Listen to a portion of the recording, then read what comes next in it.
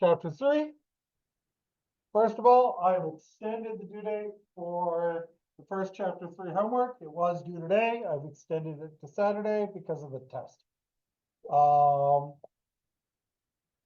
The second chapter 3 homework is due next week on Wednesday, same time it was originally scheduled. Today you have the chapter 2 quiz in SI. And next week you'll have the chapter 3 quiz in SI on Wednesday.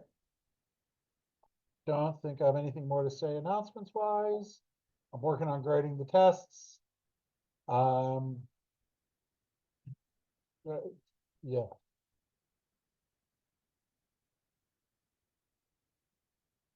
So a quick review of Newton's first law. Any object that is at rest or in uniform motion in a straight line, it will remain at rest or in uniform motion in a straight line as long as it is not acted on by some external unbalanced force. And the balanced forces are forces that have equal magnitude in opposite directions. And an external force is some force outside the system that is applied.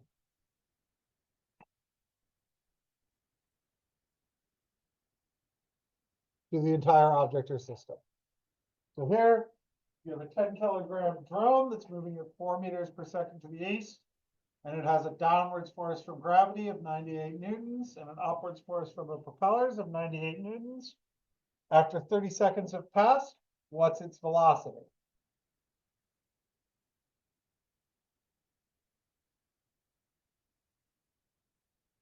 So note, this is sort of what we have. We have a drone, my terrible picture of a drone.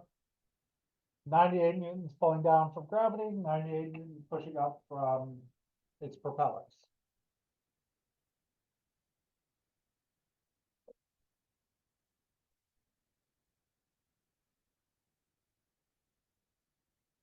So this is very straightforward. The total force on this is 0.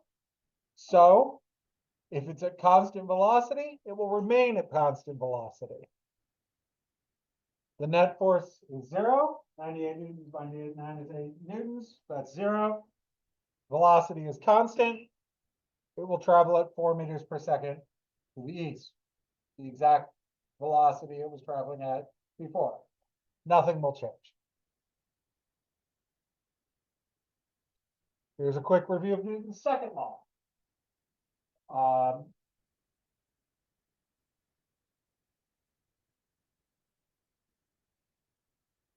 Second law is force equals mass times acceleration, where force is the net force, which is likely the sum of multiple forces, and mass and acceleration are concerning the whole system. So the net force is just the total force.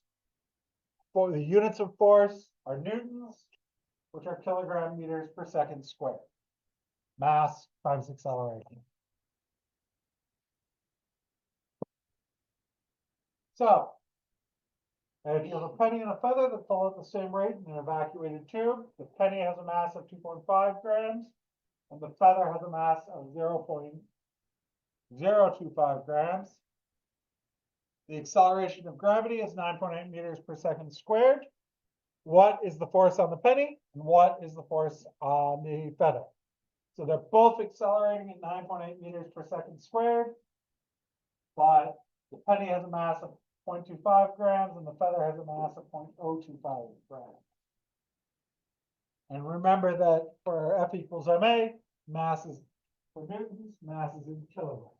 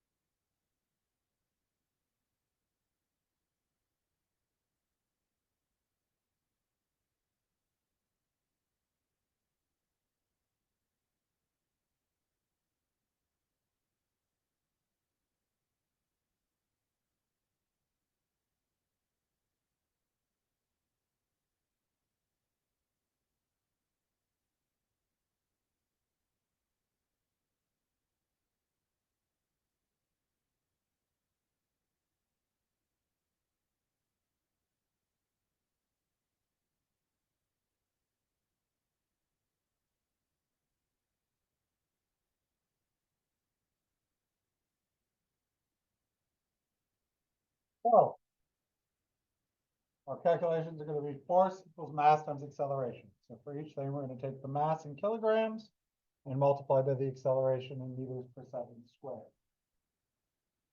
Or weight equals mass times g. So if we look at the mass of the penny times g, 2.5 grams is 0.0025 kilograms. And 0.025 grams is 0.00025 kilograms, or 2.5 times 10 to the minus 5 kilograms. So 0.0025 kilograms times 9.8 gives you 0.0245 newtons. And then for the feather, which you would then round to 0.025 newtons. That's 3 significant failures. And then for the feather, we can do the same process, the weight of the feather times g. So 2.5 times 10 to the minus 5 kilograms times 9.8 meters per second squared, 2.45 times 10 to the minus 4 newtons, or 2.5 times 10 to the minus 4 newtons, which would be 0.00025 newtons.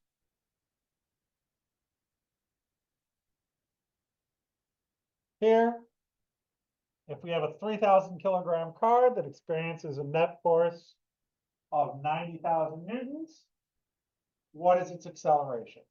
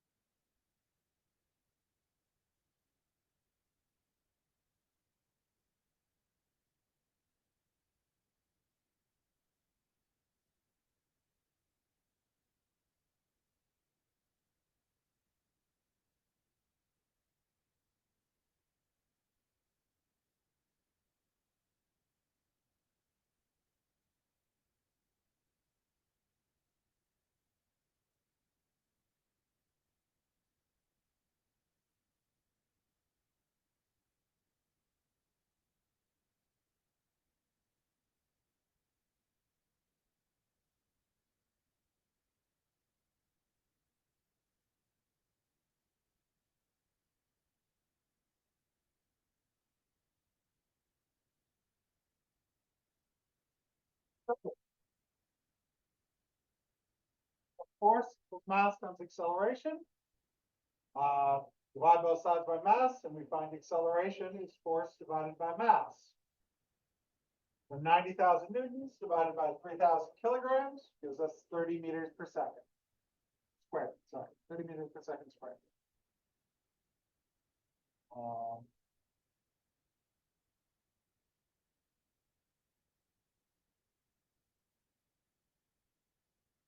Now let's look over Newton's third law. Newton's third law says for every action, there's an equal and opposite reaction. So what happens is all forces come in pairs, where force of 1 on 2 equals minus force of 2 on 1. So whenever an object exerts a force on the second object exerts an equal and opposite force on the first object. So every action has an equal and opposite reaction.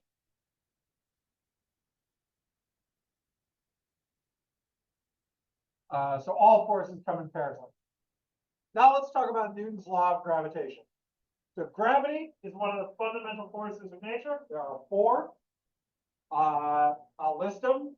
There's from weakest to strongest. They are gravity, the weak nuclear force, the electromagnetic force, and then the strong nuclear force. Two of those basically only apply in stuff inside nuclei. So your day-to-day life, you're dealing with gravity and electromagnetism. Pretty much every everyday force you run into, with the exception of gravity pulling you down, is some form of electromagnetism. The reasons the nuclei in the atoms that make you up don't explode is the strong nuclear force, but yeah. So we don't know the cause of gravity. We don't really have a cause of gravity. We can only describe it. We're going to be using Newton's law of gravitation, which is true in everyday situations. In extreme situations, you have to use general relativity, deal with very strong gravitational fields or very high speeds, things like that. But we're not going to deal with that in this class. The law of universal gravitation says every particle in the universe attracts every other particle in the universe with a force directly proportional to the product of their masses and inversely proportional to the square of the distance between them. So written as a formula, the force of gravity between two objects is big G, which is a constant. It's 6.67 times 10 to the minus 11 meters squared per kilogram squared. The units on big G are such that you get newtons out at the end. Times the mass of object 1 times the mass of object 2 over the distance between them squared. So the fact that gravity gets weaker with distance squared, that's part of why, for example, we have tides. Tides are caused by the fact, and why we have two tides a day, because the near side of the Earth is more attracted to the moon. So there's a bulge in the water on the side facing the moon. The center of the Earth is less attracted than the near side, but more attracted than the far side. So it moves forward, and because the far side is less attracted to the moon than the center of the Earth, there's a bulge on the far side from the Earth, and so you get two tides a day. So one of the things about G, it's a very small number. It's generally thought to be valid throughout the universe. It took 70 years after Newton's death to actually measure it directly, to get the actual value. And it is not equal to little g. Capital G and lowercase g are different constants. And it's also not a force. This is called the universal gravitational constant. Little g is a property of gravity on Earth. You can calculate little g from using big G, because little g happens to be big G times the mass of the Earth divided by the radius of the Earth squared. And gravity, the force of gravity, is attractive. It always draws things together. And there are equal and opposite because of Newton's fourth law, the force of gravity pulling you towards the Earth, there's an equal force pulling the Earth towards you. It just has a bigger effect on you because you are much smaller than the Earth. So the forces that attract particles together are equal and opposite. And for a homogeneous sphere, if you have a ball, and then if it's homogeneous means it's just the same throughout, or at least roughly the same throughout. So for a homogeneous sphere, the gravitational force acts as if all the mass in the sphere was exactly the same. And it turns out it doesn't even need to be perfectly homogeneous. It just needs to be rotationally symmetric. But that works for pretty much most round things. If it's a ball, And it's not like a ball where all the weight is on one side. If you spin it around and the weight distribution is the same, it'll act as if all the weight was in the center. So, applying Newton's law of gravitation. If you have two objects with masses 1 kilogram and 2 kilogram, and they're a meter apart, let's figure out what the magnitude of the force between them is. So we know the magnitude of the force towards Earth. That's just mg, lowercase g. So for a 1 kilogram mass, that's about 9.8 newtons, or about 2.2 pounds. For a 2 kilogram mass, that's 19.6 newtons, or 4.4 pounds. But let's figure out what the mass between them is. This is why it took a long time to actually measure this.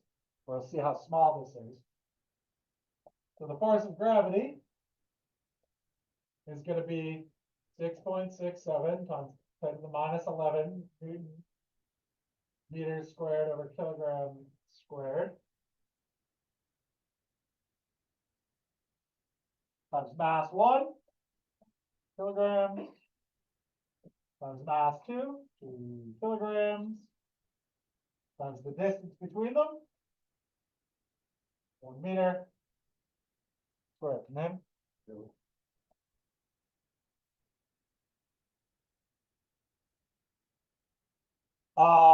So that comes out to calculator just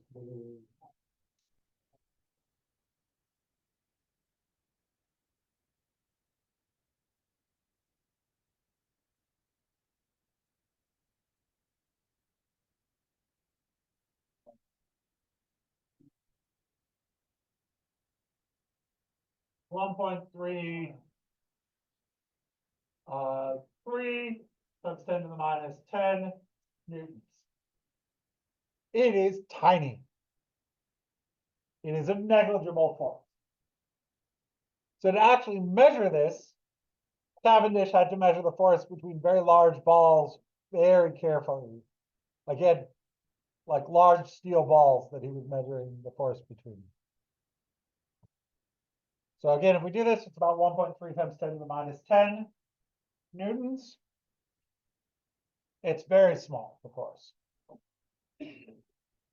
Because it turns out gravity is the weakest of the fundamental forces.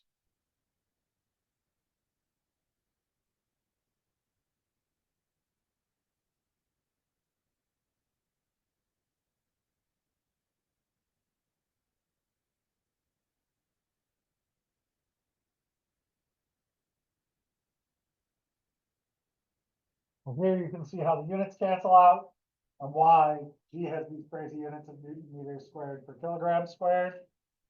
Because the meters cancel with the meters in the bottom and the kilograms cancel with the kilograms on the top. Now the force of gravity on Earth, the force of gravity of an object of mass m is G, mass of the object times the mass of the Earth over the radius of the Earth squared. And that means, well, that's the weight. That's equal to mg. So mg equals G, mass of the object, mass of the Earth over radius of the Earth squared. So it turns out G, little g, is big G times the mass of the Earth over radius Earth squared. G, the acceleration due to gravity, is independent of mass, no matter where you are, it turns out.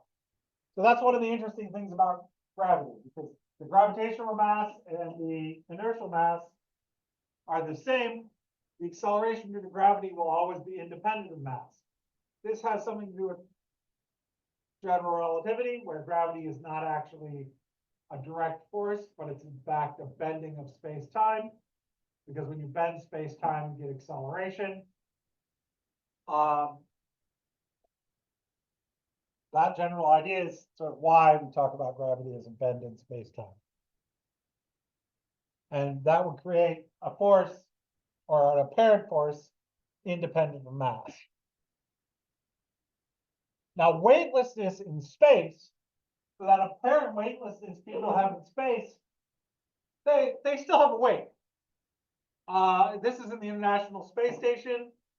G at the International Space Station is, if I remember correctly, somewhere between 7 and 8. I looked it up, but so they still have a weight. It's only like 20% less than it is on Earth. But because the space station is falling towards the Earth, is accelerating towards the Earth at the same rate as the people in the space station are accelerating towards the Earth, you get apparent weightlessness.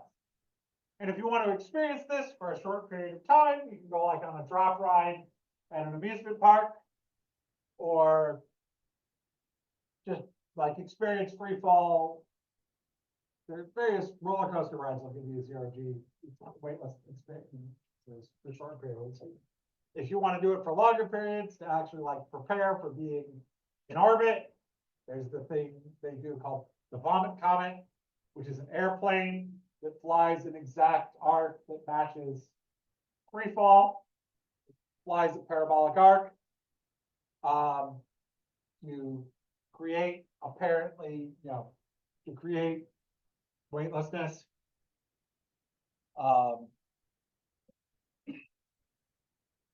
So let's find the gravitational force between 2,000-ton masses. So that's 1,000,000 kilograms each.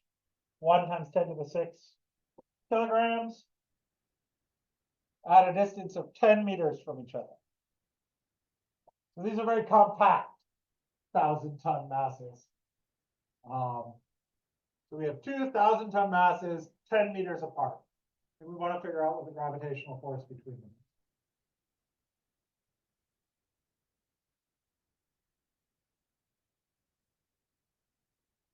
So each mass 1 and mass 2 are 1 times 10 to the 6 kilograms.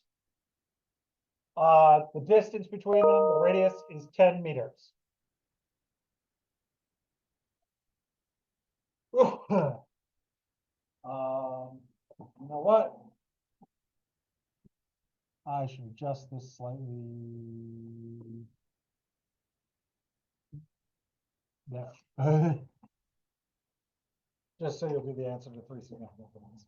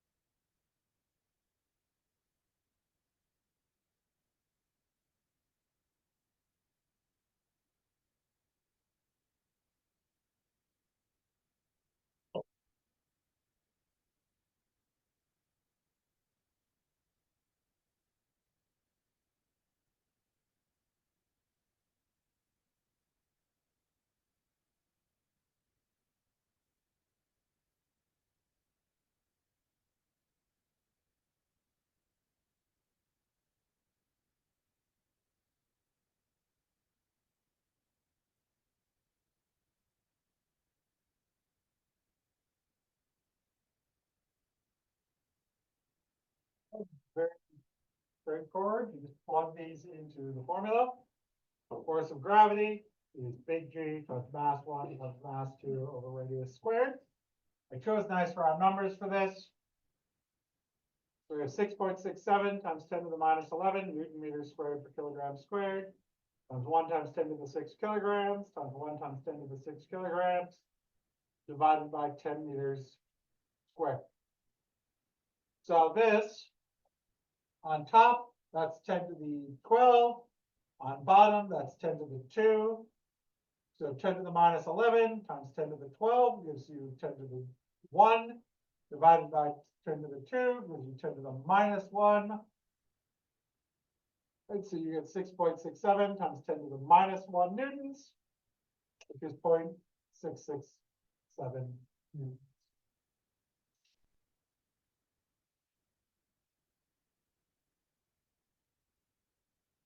So this would have less force between them than the weight of a 100-gram weight.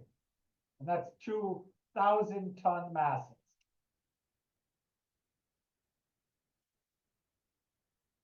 Then the force between regular objects is negligible.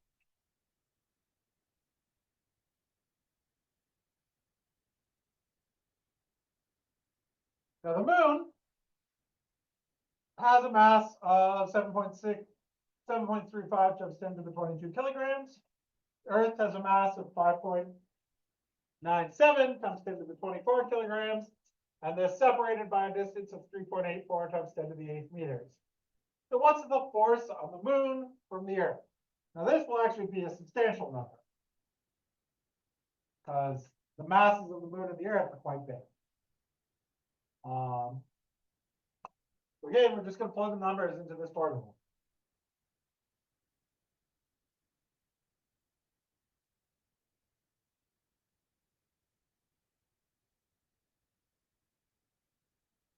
Remember that you can use the EE button on your calculator for exponentials. Scientific.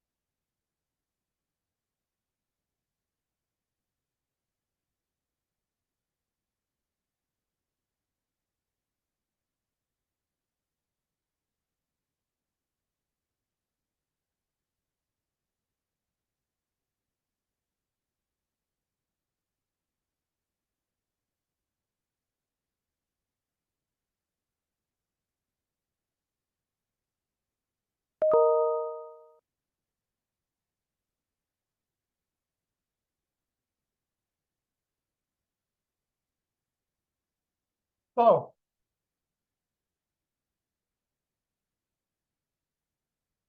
general force of gravity is G times mass. In this case, it'll be times mass of the moon, mass of the Earth over the radius of the Earth squared. So 6.67 times 10 to the minus 11 Newton meters squared per kilogram squared times 7.35 times 10 to the 22 kilograms times 5.97 times 10 to the 24 kilograms, all divided by 3.84 times 10 to the 8th meters squared.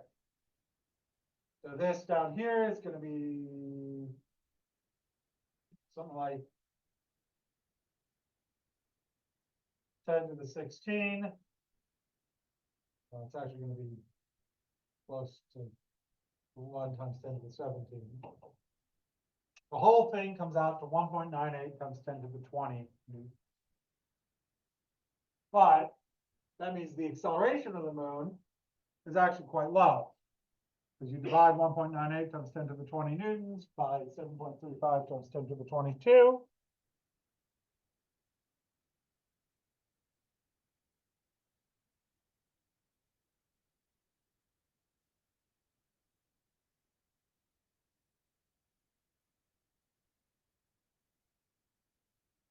And you get, 2.69 times 10 to the minus 3.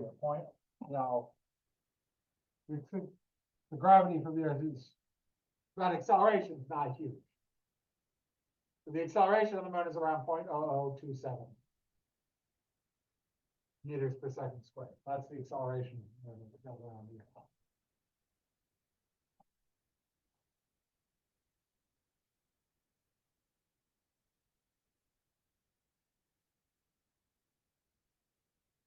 Now here, we're thinking about this formula for G. So if a planet has half the mass of Earth, if it has half the radius of Earth and 1/8 of the mass, which is more or less what you get if you just made a planet with the same density of Earth, but made it half the radius.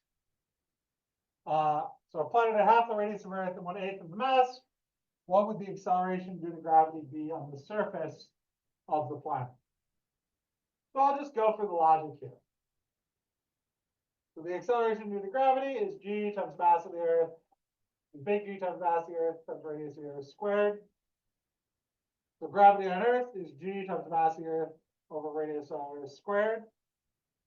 G on this unknown planet is going to be big G times 1/8 mass of the Earth over 1/2 radius of the Earth squared, which is 1/8 big G times mass of the Earth over 1/4 radius of the Earth squared, which is again 4/8 big G times mass of the Earth radius of the Earth squared, or 1/2 big G times mass of the Earth radius of the Earth squared.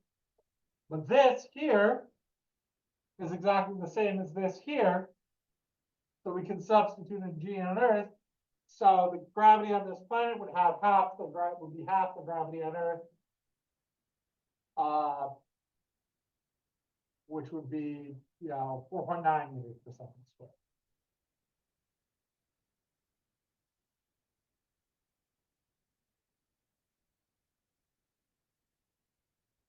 If a planet has 3 times the radius of Earth at the same acceleration due to gravity, what would the mass of the planet be? Here, we know that, again, gravity on Earth is G times mass of Earth over radius of Earth squared. We also know that G times mass of Earth over radius of Earth squared is going to equal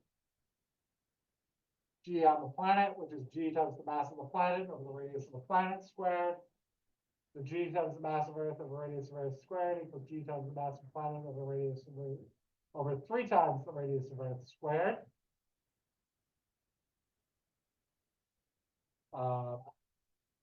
We can simplify that. G times the mass of Earth over radius of Earth squared equals G times the mass of the planet over 9 times the radius of Earth squared.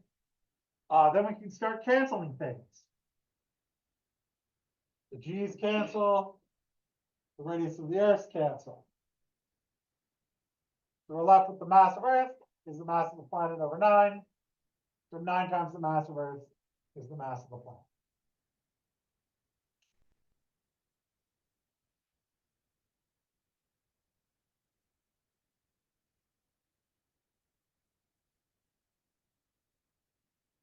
Now let's talk about buoyancy.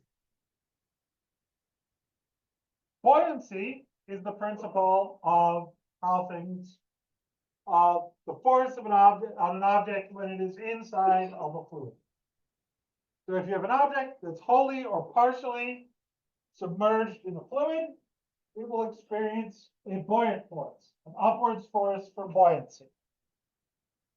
Assume everyone here has experienced a buoyant force when they get immersed in water or whatever. Archimedes' principle says that an object immersed in a fluid will experience an upwards force equal to the weight of the volume of fluid that gets displaced. And for fluids, that's both liquids and gases. So, if you are immersed in a body of water, you will displace an amount of water equal to the volume of you. And so you'll experience an upward force equal to the volume of water that you are displacing. And if that force is greater than your weight, you'll float. So the buoyant force depends on the weight of the fluid displaced, and the weight of the fluid displaced depends on the density of the fluid and the volume that you displace. So the denser the fluid, the higher the buoyant force. So for example, salt water is more dense than fresh water. So you will float higher up because you have a higher buoyant force, so less of you needs to be submerged to equal your weight in salt water than fresh water. And you'll float even higher up in incredibly salty water. So if you go to some salt sea, like the Dead Sea, for example, that has very salty water, which is much denser, you will float much higher up. It's actually a very weird experience. Many years ago, I visited the Dead Sea and had the experience that you float much higher up and it feels really unnatural. And then I also had the experience of accidentally getting some of the water in my mouth, and that just feels like regret. So buoyancy happens all the time. Ships float because the average density of the ship is less than the water it would displace. So the way that works is that even though the ship is often made of materials that are more dense than water, like steel, there's a lot of empty space. And that makes the average density less dense than water. Another example is oil floats on water because oil is less dense than water. Cream will float on milk because cream is less dense than milk, because milk fat is less dense than milk water. And things like submarines can vary their buoyancy by taking in or pumping out water. And part of the reason they do this is because as you go down in the water does get more dense a little bit.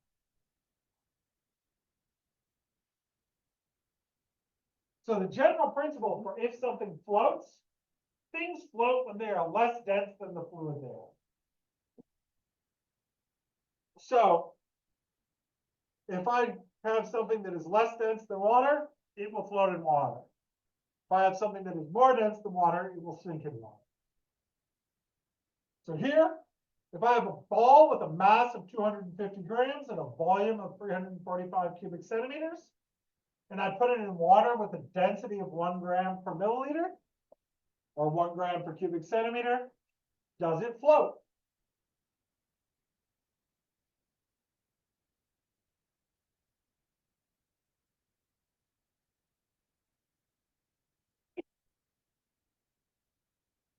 Remember, density is mass over volume.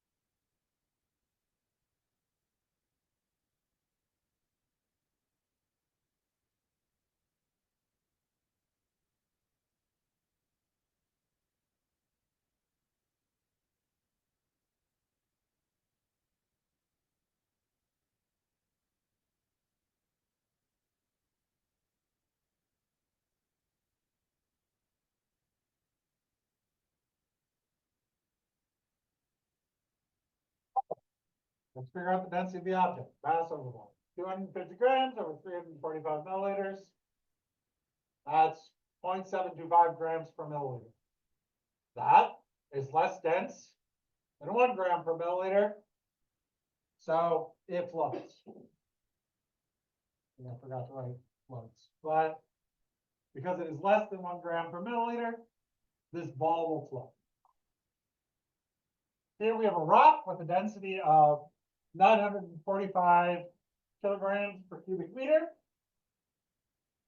And it's dropped in water with a density of 1 gram per milliliter. Does it float?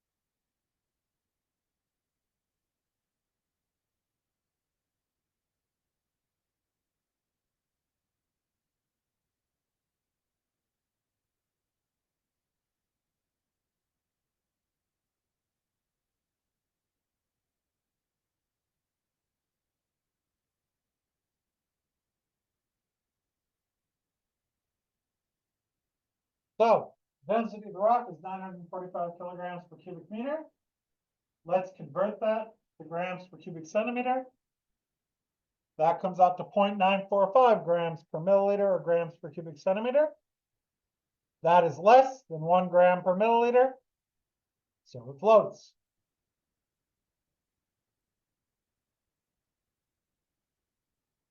Here we have a boat with a mass of 1 kilogram and a volume of 5,000 cubic centimeters. If I add 4.5 kilograms to the mass of the boat, will it sink in water with a density of 1 gram per milliliter? So I'll tell you right now, boat definitely floats if I don't add any mass. But if I do add 4.5 more kilograms of mass to the boat, will it float? Or will I have overloaded the boat and it will sink?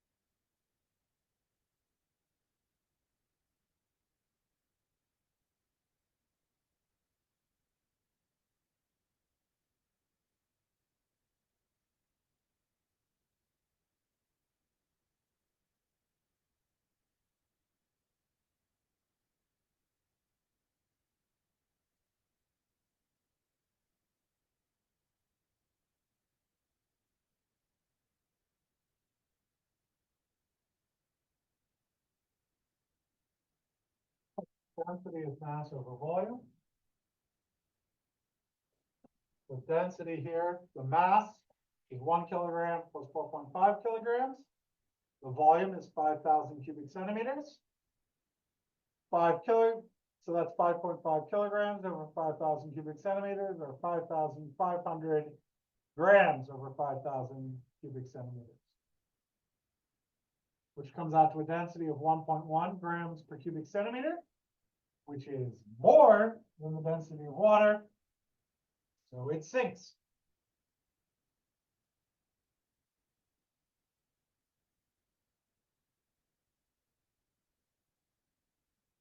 And here we have a box, a 16-gram box with sides of 2 centimeters by 2 centimeters by 6 centimeters.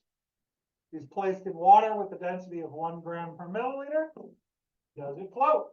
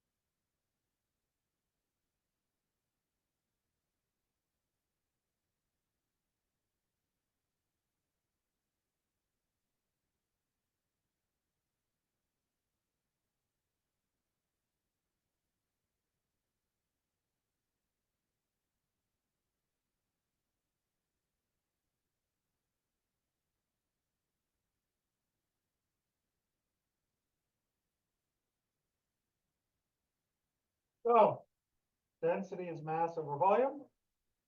That'll be 16 grams divided by 2 centimeters times 2 centimeters times 6 centimeters. So 16 grams over 24 cubic centimeters, which is 0.667 grams per cubic centimeter. That is less than 1 gram per milliliter. It will float. In fact, it will float 2/3 underwater, 1/3 out of the water. So if you had it like vertically in the water,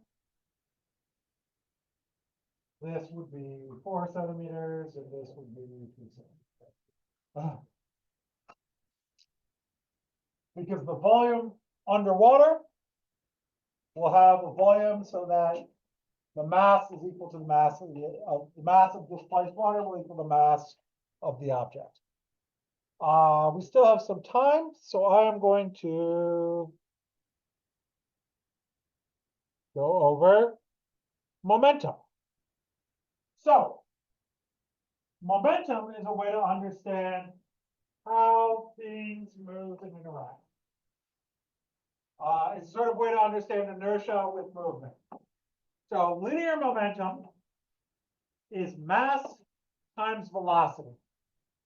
So momentum, which is usually written with a P, I don't know why I have a row here, but P is mass times velocity.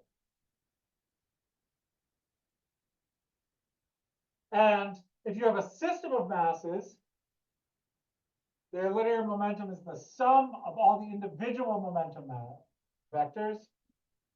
And if you have no external forces, momentum is conserved. So final momentum will equal initial momentum. This means, and one of the things you can do if you have something like a collision in a collision, you can assume collisions happen fast enough that there are effectively no external forces. So in a collision, momentum 1 initial plus momentum 2 initial equals momentum 1 final plus momentum 2 final. That's the law of conservation of linear momentum. The total linear momentum of an isolated system remains the same if there's no external force acting on the system. Linear momentum is conserved as long as there are no external unbalanced forces. It doesn't change with time. But you can transfer momentum from one object to another. As an example of that, I'll show you some collisions that transfer momentum.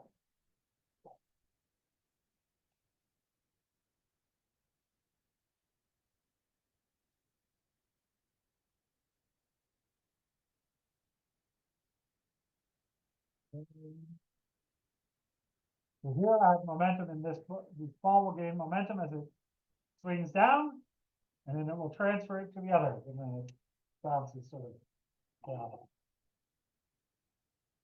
So linear momentum is conserved as long as there are no external unbalanced forces. So here, for example, guy jumps forward off the boat moves backwards. The total momentum, the initial momentum for the man and the boat together, and the final momentum are the same, and because they started not moving, they started at 0. So he gets momentum forward, the boat gets equal and opposite momentum backwards, their momentums cancel out. Momentum comes out, the conservation of momentum comes out of combining Newton's second law with Newton's third law. That's where it comes from. This is how you can derive it from Newton's second law and Newton's third law. Force 1 equals minus force 2. Force equals mass times acceleration. The two objects interact for the same amount of time. So mass 1 acceleration 1 equals delta t minus mass 2 acceleration 2 delta t.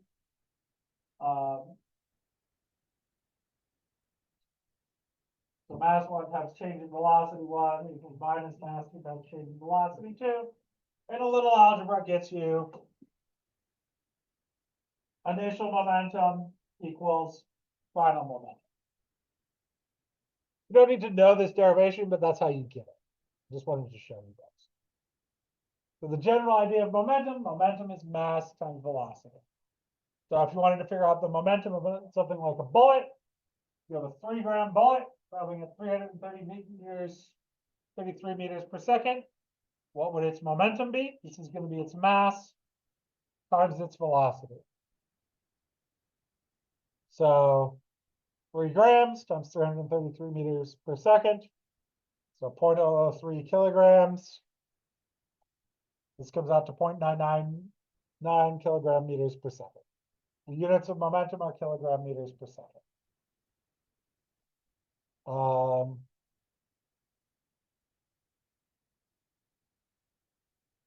think I'm going to stop there. We'll go over this again on Monday next week.